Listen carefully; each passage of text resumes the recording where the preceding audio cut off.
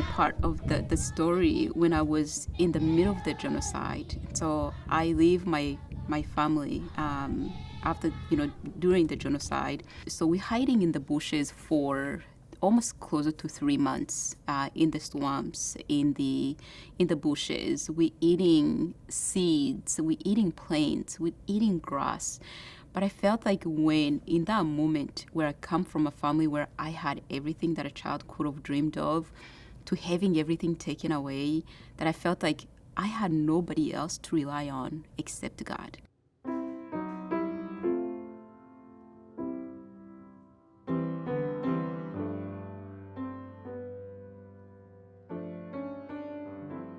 My mom, I remember her just giving us little small baskets of food or clothes to go give to the neighbors who didn't have much. My parents paid for, school fees for poor families.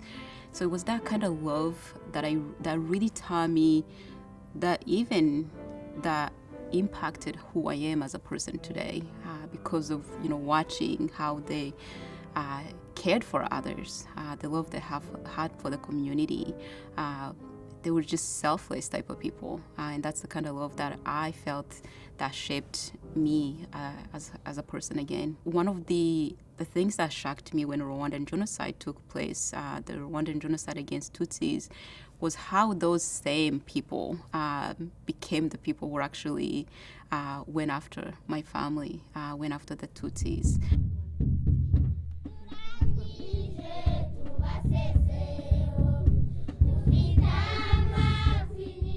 Oh, my mom was a firecracker. My mom was just, she had the energy my father didn't have, the personality of just being easygoing, very like extrovert, than way. She was the woman who would take care of the business. She was also the disciplinarian in the house.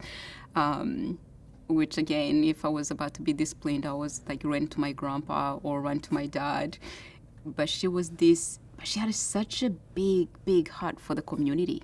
She was that woman who usually literally would take the last pair of clothes she had on and give it to somebody else. She had just the love for the community.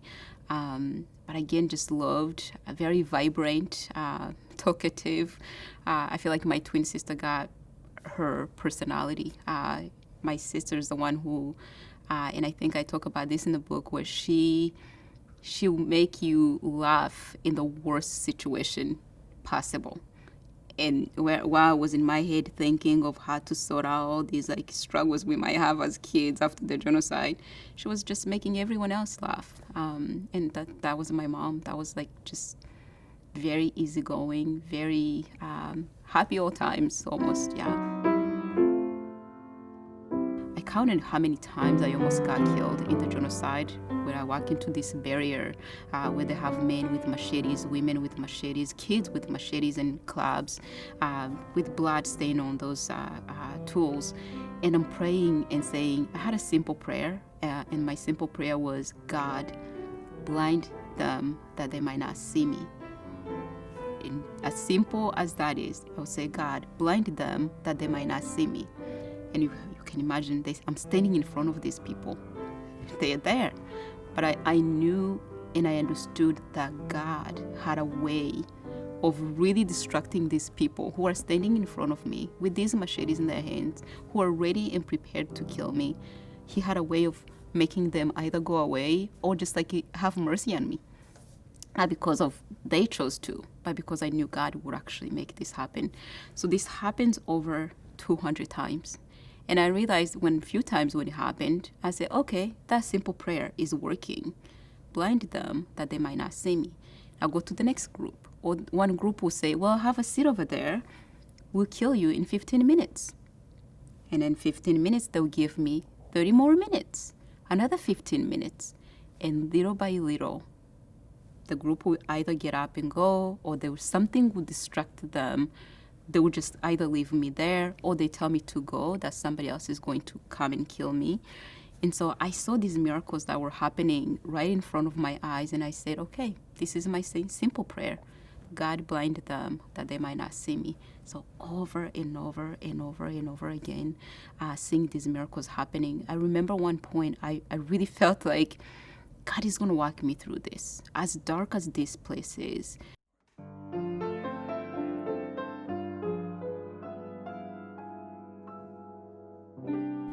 for me, in the genocide, I remember feeling there was a moment where I felt like giving up was the right thing to do. But then I was tasked with my twin sisters. I look in their eyes and go, no, there's no way of ending our lives. But there was also this, when I felt like, you know what, God, I don't know what to do. My hands are up. I just don't have it in me. Give me the strength that I need. Fill me with this power that this body doesn't have. And that's what I felt like, the glimpse of hope. And so holding on to God is the right thing to do, no matter what's going on in your life. Any Christian or non-Christian, if people can just really turn to God.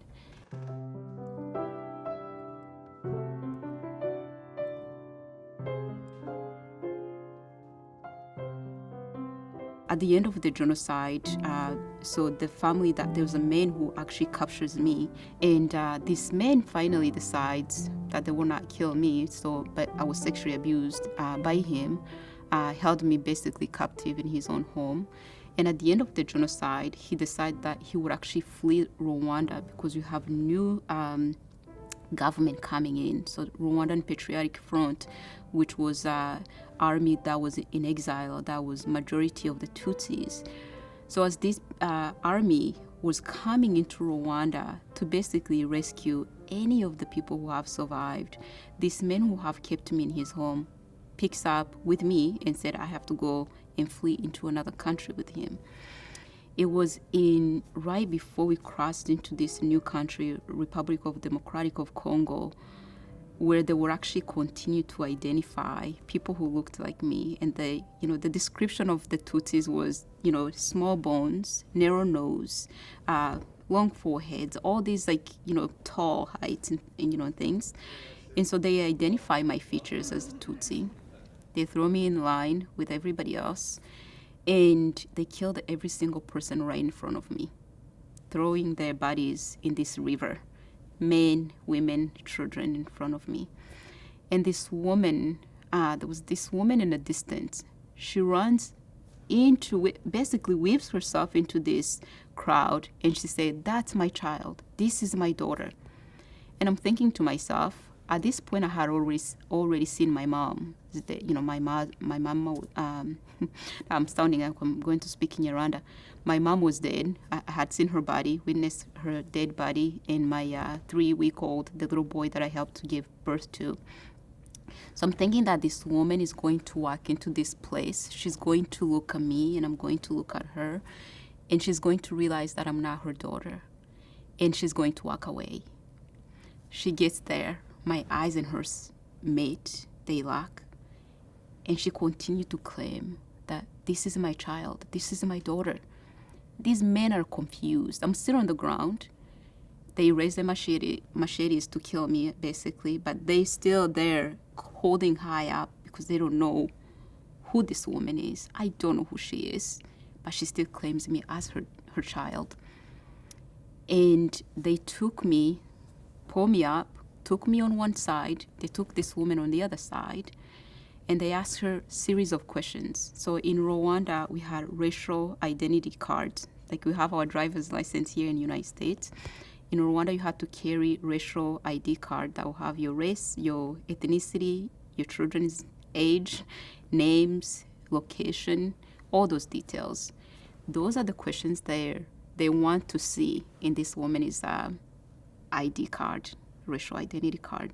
And every single thing that they asked me was exactly how it was written in her racial identity card. So they brought me back into her arms and just threw me right to her. And she said, "Go ahead, go with her." She holds my hands so softly. And in her presence, I just felt like it's this love and this connection of safety. There was this reassurance, okay, she's claiming me. I don't know who she is. She's flawless. She's just beautiful. I just feel this peace. And I'm walking with her. In my head, I have this series of questions that I want to ask. Who are you? Why are you saving my life? Why are you claiming that I'm your daughter? But then she said, my child, go with these people. I will be with you. Go back with the same people. I will be with you. And so I really, and then again, she just disappears. I'm running into this like refugee camp where people were chanting, kill her, kill her, kill her, kill her. I'm running all over this place trying to find this woman, and I cannot find her. And I have never seen her ever again. But I really, truly believe that that was just an angel that God, brought in to save me. A lot of people say, well, it could have been your mom who came, back to life. It could have been a generous woman who came to save your life. We let that interpretation out for people to say, to conclude whatever that they want to conclude in the book. But me personally, I believe that out of that 200 sometimes that God saved me, that was once more Him showing up.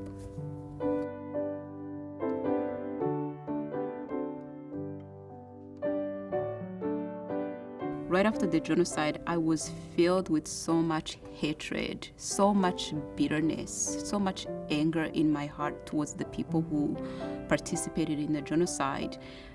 I just went into this place. 6 months after the genocide, I come back to this home. It's demolished. The people who have participated in the genocide, or their wives and children, they're just telling me that I no longer belong there, that I was an alien in this place. And so I have so much hatred towards them. And one of the things, because again, my mother used to say, the Bible says, forgive that God can forgive you. And I didn't know how to forgive this thing that happened to me. Not only forgive the genocide, the participants of the genocide, but also forgive the sexual abuse that I experienced, and the physical abuse, emotional abuse. I just didn't know how to forgive this. I knew that I have to forgive, but I just didn't know. I didn't have the strength. But then I started talking, basically saying, God, I was like, God, I feel like I'm in this place that is so dark, that is just so, I feel like I was in this prison of my mind, if you will. I was just literally I felt like I was captured by this power of darkness. And so I said, God, you saved me. I need your help. Dig me out of there. I need you to unlock this door so I can be free. You saved my life, but my mind is not free, and I need your help. I need you to give me the strength that I don't have to be able to do these things that you ask us to do.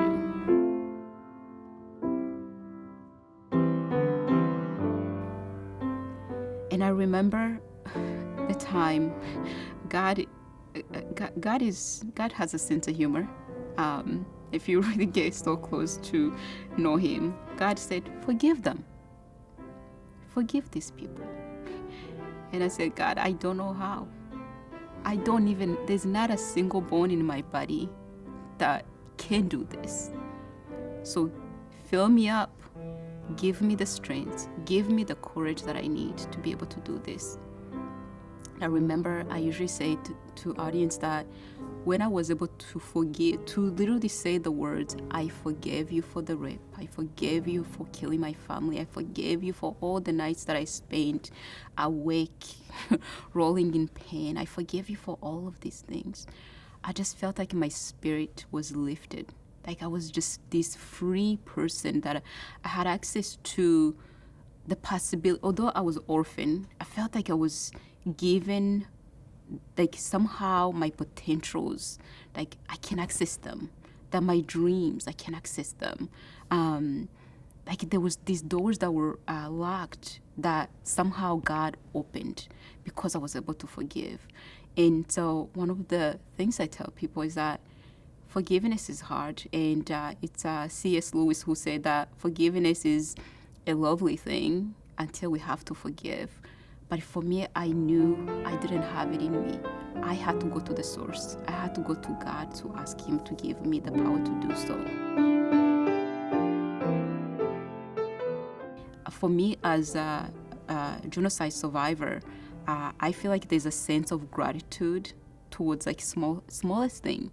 Like having lights in the house for me, it's like, oh yeah, this is a big deal. Opening my fridge and there's food, it's like, wow. So there's that sense of like gratefulness about smallest thing. I make myself a cup of coffee in the morning, like, wow, thank you Jesus for this. And so, I mean, even when I was getting berries in the middle of the forests, in the bushes, in the genocide, I was like, wow, now we have berries, or we have an avocado that fell down on the ground, or we have raw corn to eat. But in that process, I'm seeing it not because of my ability to go get this, this thing. In the midst of all of this, God is able to provide. And I'm thanking God for giving me these. It might be small, but there's somebody else who might not have these things.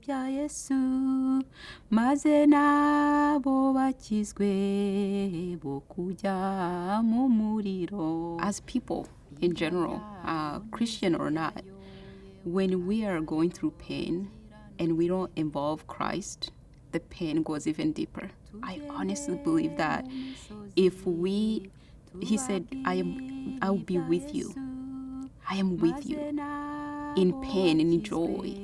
And so I feel like if we walk life without God in pain, the pain is even worse.